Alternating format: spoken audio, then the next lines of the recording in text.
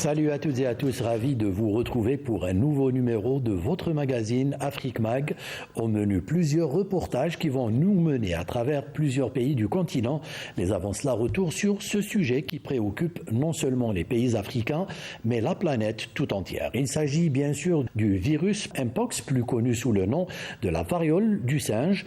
Des symptômes plus graves et plus durables, des lésions cutanées étendues sur l'ensemble du corps, une transmission par contact et une mortalité accrue chez les enfants. Voilà ce qu'il faut retenir de cette nouvelle variante du Mpox qui inquiète l'OMS. Une épidémie qui a fait plus de 500 morts en République démocratique du Congo et s'est propagée aux pays voisins, faisant craindre une épidémie mondiale. Jusqu'à présent, 12 pays africains ont enregistré des cas. En réponse, les pays du monde entier renforcent la surveillance suite à la déclaration d'une urgence sanitaire mondiale par l'Organisation mondiale de la santé.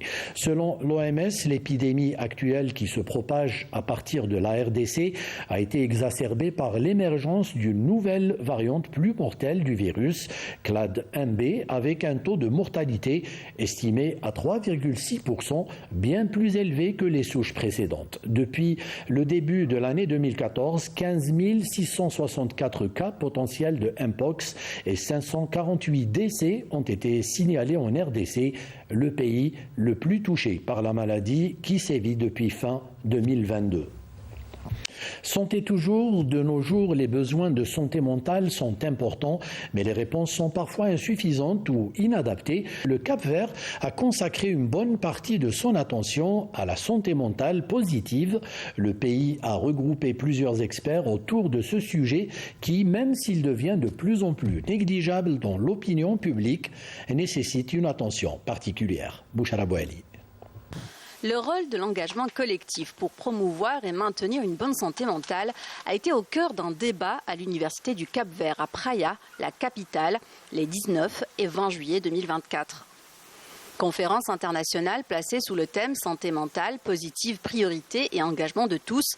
L'événement a rassemblé des professionnels de la santé, des responsables d'institutions et d'ONG, des membres de la communauté et des militants du bien-être autour d'un sujet souvent négligé, mais d'une importance cruciale. Moi, je suis vraiment satisfait et heureux de voir que nous sommes au moins conscients de la complexité du problème, de la priorité du problème, que nous sommes conscients de l'importance vitale de promouvoir la santé mentale. Il y a beaucoup à faire, il y a beaucoup de progrès à faire, donc je pense que c'est une sorte de commencement. Un état d'esprit qui répond aux aspirations du Cap-Vert à travers son ministère de la Santé qui, depuis quelques années, s'évertue à mener des actions significatives, concrètes pour une bonne gestion et prise en charge efficace. Au Cap-Vert, nous croyons que prendre soin d'une maladie mentale, c'est prendre soin des personnes dans leur totalité, corps, pensée et esprit. Cette prise en charge intégrée est essentielle pour construire une société harmonieuse où chaque individu peut prospérer. Les ateliers et sessions aux multiples thématiques ont servi de cadre d'échange et de partage des clés essentielles pour une santé mentale positive, offrant des perspectives sur le bien-être émotionnel et psychologique.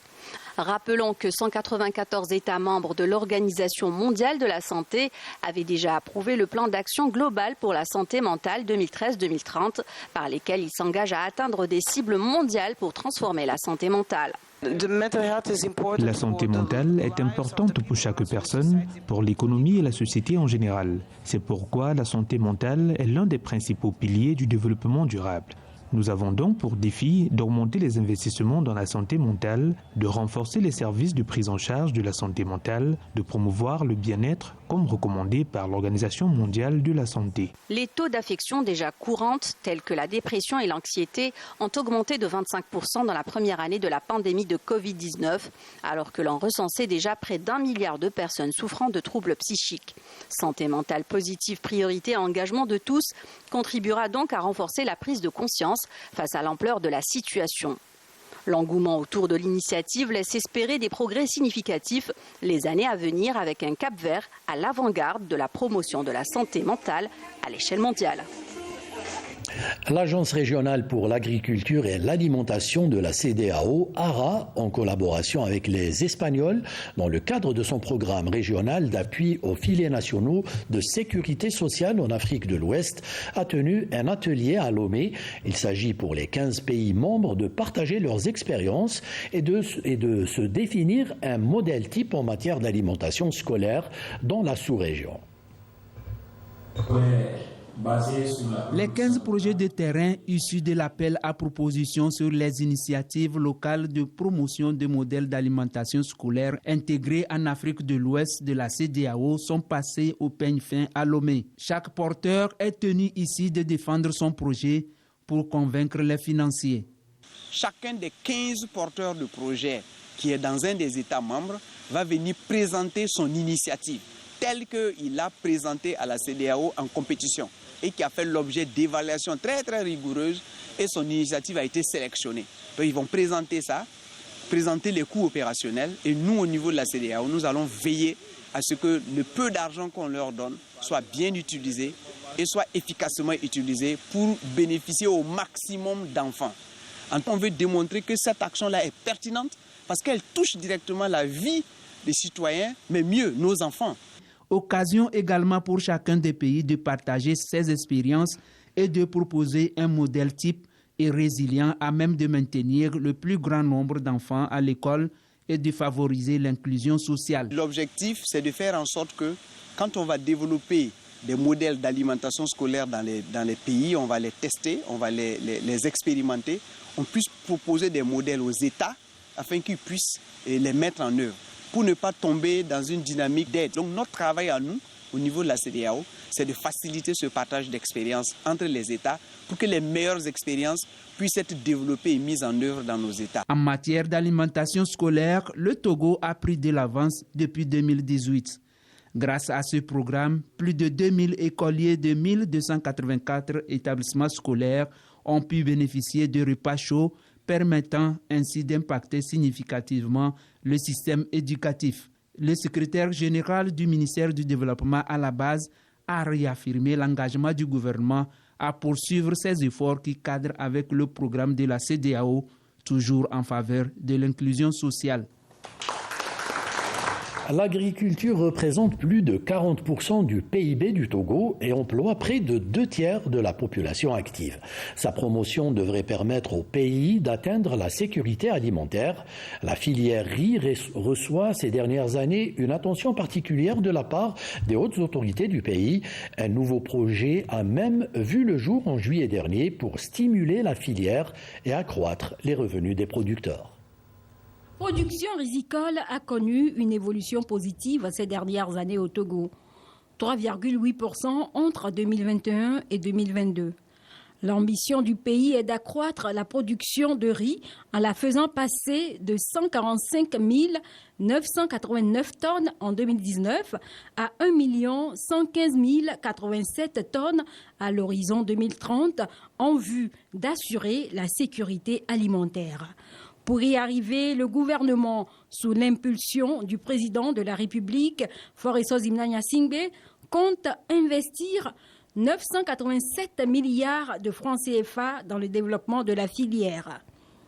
Tout est donc mis en œuvre pour améliorer la productivité et la qualité du riz sur toute la chaîne de valeur, de réorganiser la structuration de la filière et de renforcer la gouvernance de la filière.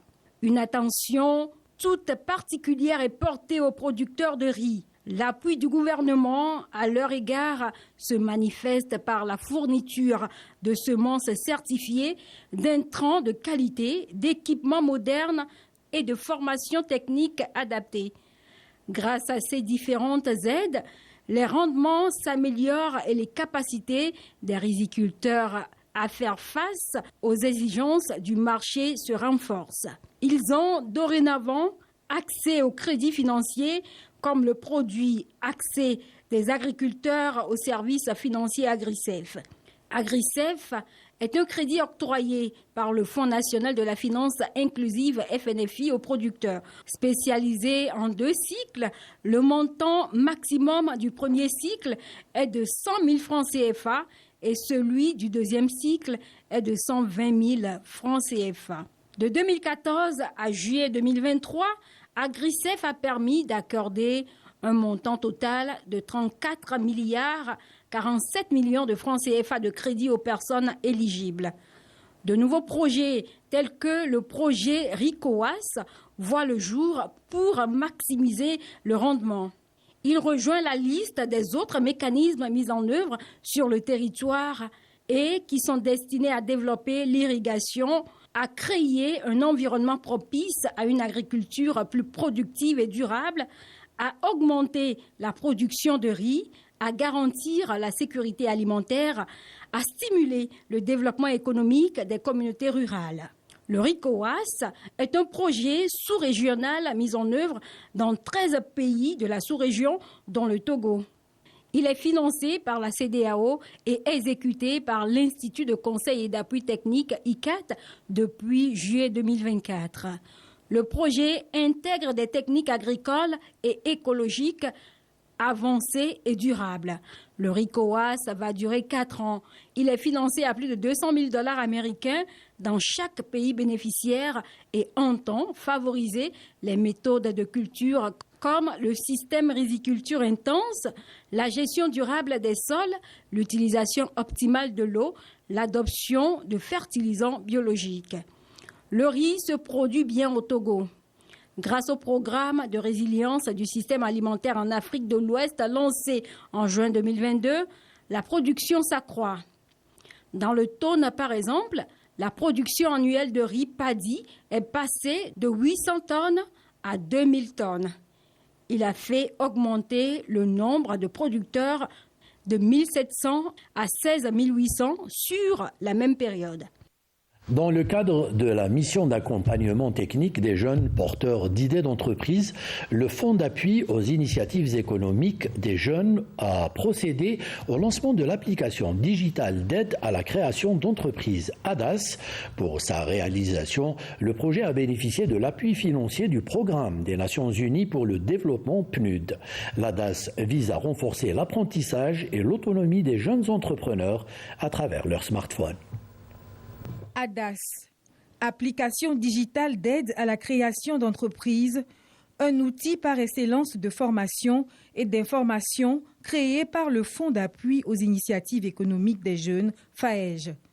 Téléchargeable sur Play Store, l'ADAS propose des formations en langue locale permettant non seulement d'intégrer des contenus ludiques et immersifs pour évaluer les connaissances acquises par les jeunes en situation de création et de gestion d'entreprise, mais aussi de renforcer l'autonomie des jeunes entrepreneurs. ADAS, cet outil, est disponible en EV, en cabier et en français.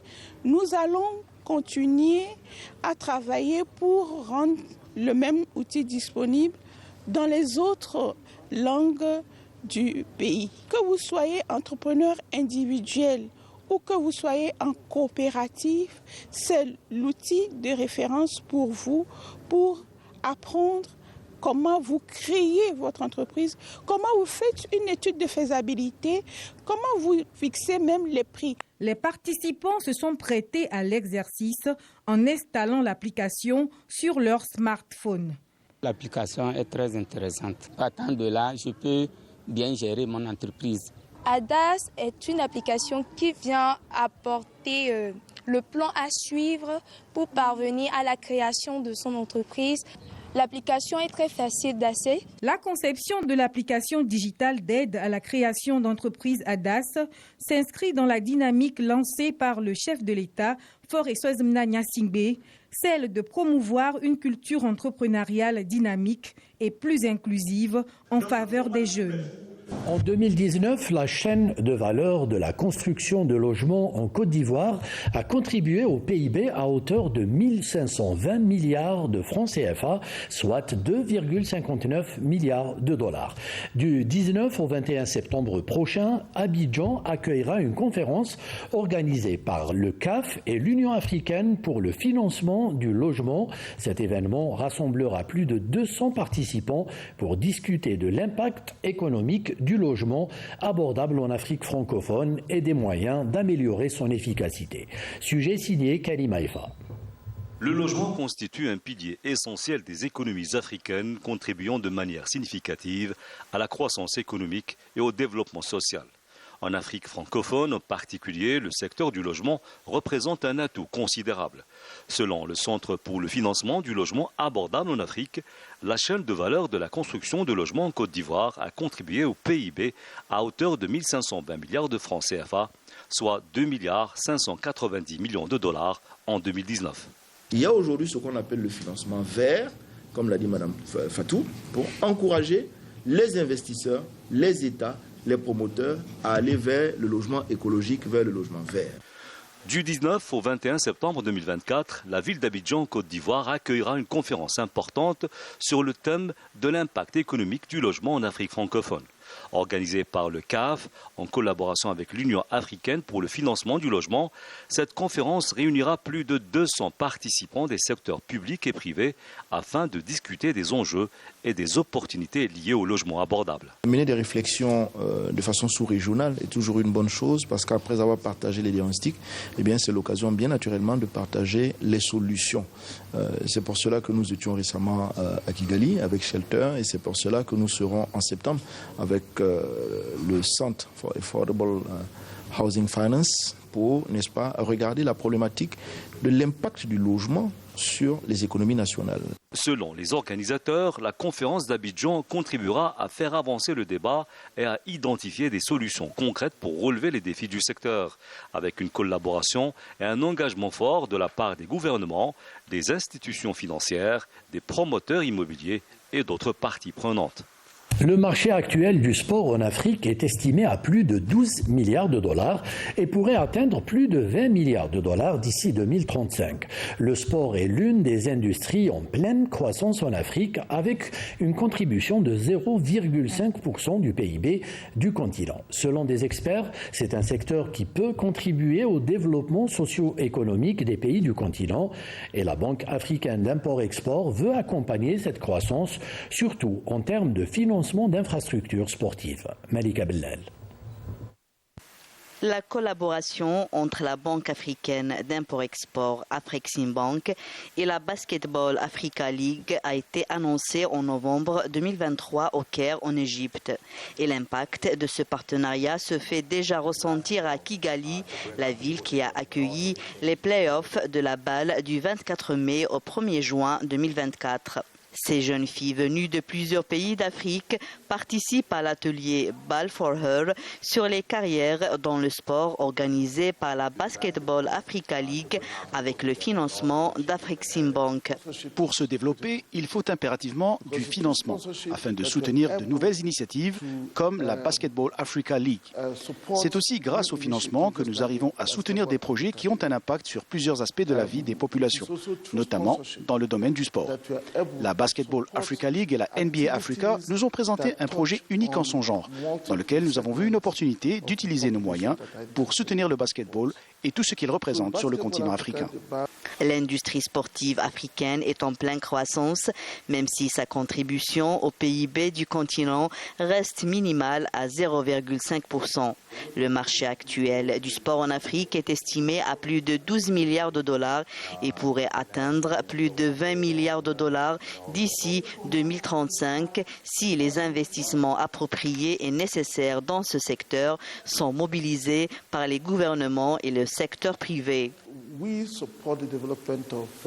Nous soutenons le développement et la construction des stades et des gymnases de haute qualité et à usage multiple en Afrique, car nous nous sommes rendus compte qu'il n'y avait pas assez d'infrastructures sportives et que cela impactait négativement les affaires.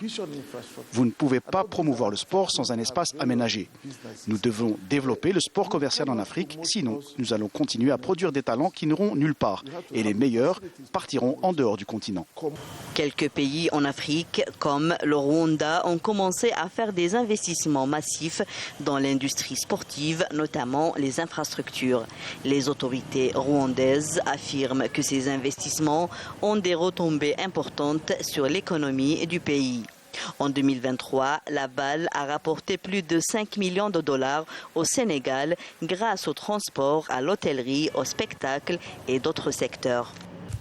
Promouvoir la culture du kaba et du sonja, des modes vestimentaires propres au peuple Sawa, peuple côtier du Cameroun, c'est l'objectif de Clarisse Bell, créatrice de mode et amatrice de couture. Ce 19 juillet, elle a présenté la collection Ici Princesse à l'esplanade du Musée national du Cameroun. L'idée est de reconnecter les jeunes avec les tenues de leur culture par ces temps de vent d'acculturation. Sur une petite estrade du Musée national du Cameroun, transformée pour la circonstance en scène de défilé de mode, Clarisse Bell présente la collection Ici Princesse de sa maison de couture Kaba d'Ibita. 50 pièces de Kaba et de Sanja. Amatrice de tissus, de design et de mode, la férue de couture a fait du damassé, de la dentelle et des tissus teintés locaux son terrain de jeu pour donner vie à son imaginaire, avec pour seul mobile la promotion du Kaba. Cette longue robe ample et somptueuse, empreinte de simplicité, et le Sanja, sorte de jupe ample traditionnellement cousue avec des fibres naturelles comme du coton, du velours ou du lin. Ce style vestimentaire singulier qui se veut majestueux se porte chez les hommes avec une chemise et des colliers de perles en bois ou d'ivoire alliant étoffe et chemise. Nous avons travaillé sur 3 types de tissus.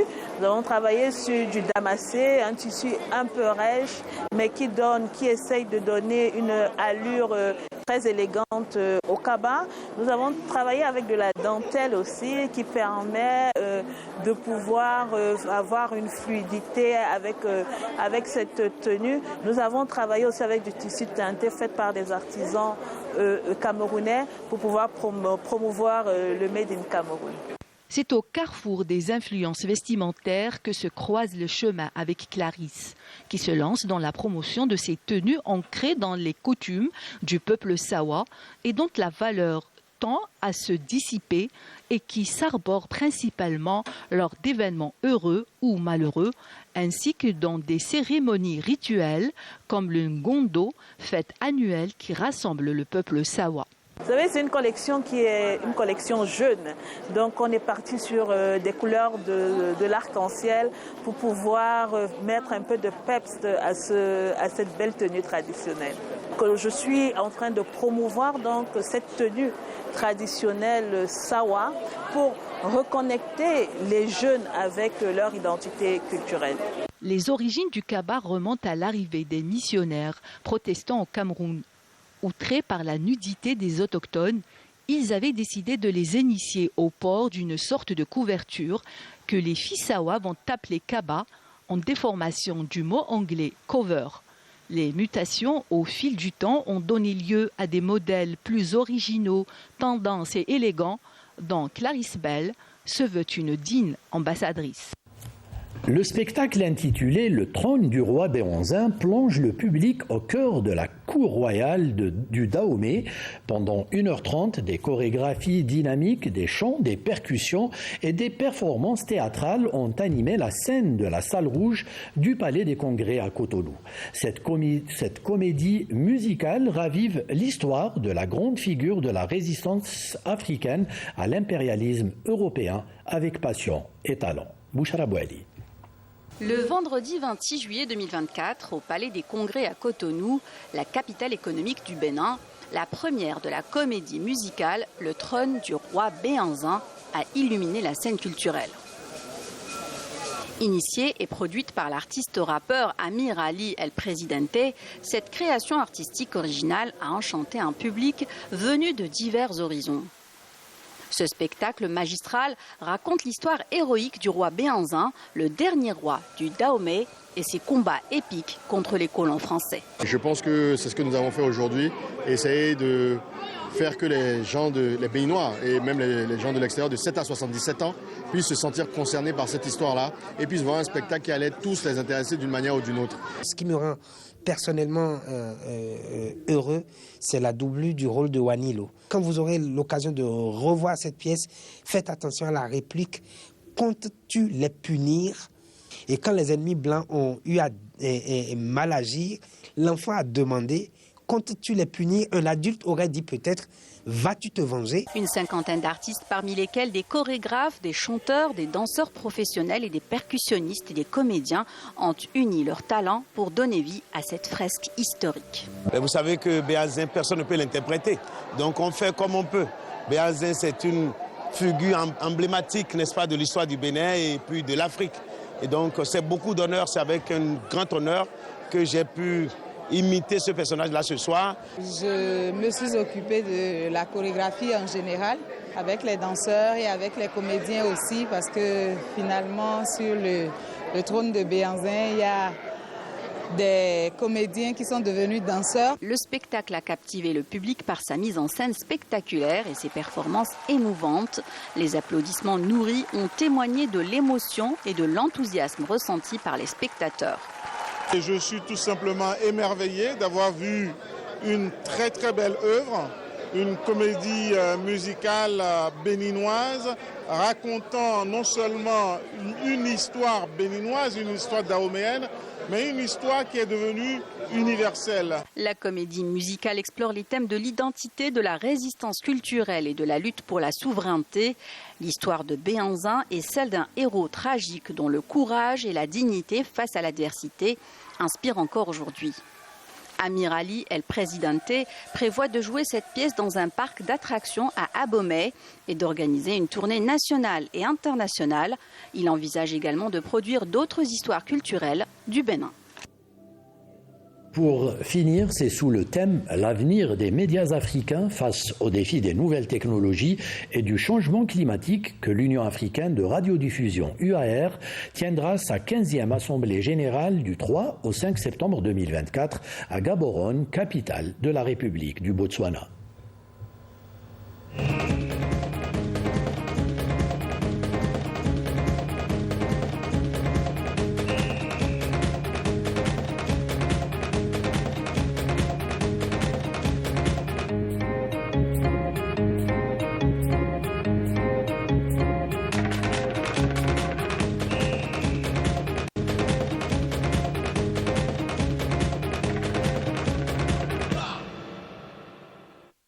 Événement sur lequel nous reviendrons bien sûr lors de nos prochains numéros. Voilà, ainsi s'achève ce magazine. Merci à tous nos amis techniciens du Studio 2 et surtout merci à vous de nous avoir suivis. Excellente soirée avec la suite des programmes de Canal Algérie. Salam.